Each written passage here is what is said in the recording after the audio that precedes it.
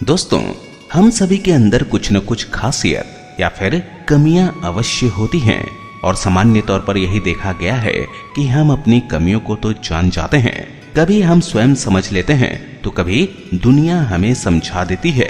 लेकिन जब बात आती है हमारी खूबियों या हमारे स्वभाव के मजबूत पहलुओं की तो हम उनके विषय में अंत तक नहीं जान पाते।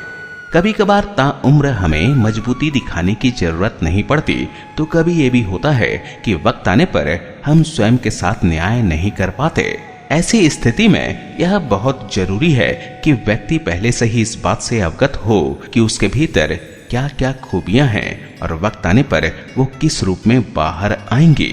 अगर आप भी अपने भीतर छिपी उन खूबियों को जानना चाहते हैं, उन्हें परखना चाहते हैं, तो आपको इन 3 आकृतियों में से एक आकृति को चुनना है। आपका चुनाव ही आपके सवाल का जवाब है। तो चुने अपने पसंद की एक आकृति। पहली आकृति।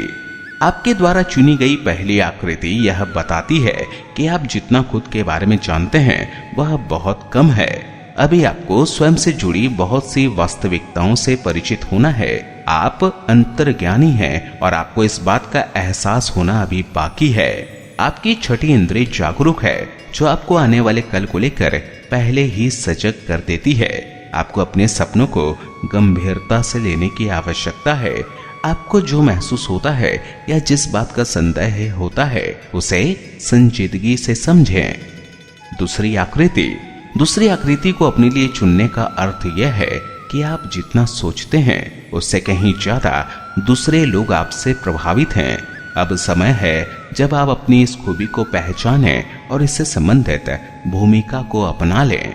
आपके ज्ञान और बुद्धिमत्ता का लाभ प्राप्त करने वाले बहुत लोग हैं। आपके भीतर छिपी नेतृत्व क्षमता आपको अन्य लोगों की तुलना में और ज्यादा मजबूत बनाती है और इस बात को आपको समझने की जरूरत है। तीसरी आकृति का चुनाव अगर आपने किया है तो इसका अर्थ यह है कि जब आप कुछ सीखने की ठान लेते हैं तब आपसे बेहतर और कोई हो ही नहीं सकता। जब शिक्षा या अध्ययन संबंधी चुनौती आपको मिलती है तब आप सबसे उत्तम प्रदर्शन करते हैं और आपको कोई हरा नहीं सकता।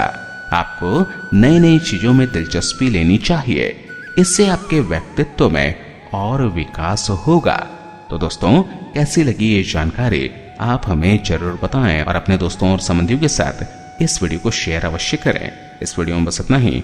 अगली वीडियो में आपसे फिर मिलूंगा। तब तक के लिए स्वस्थ रहें, खुश रहें। धन्यवाद।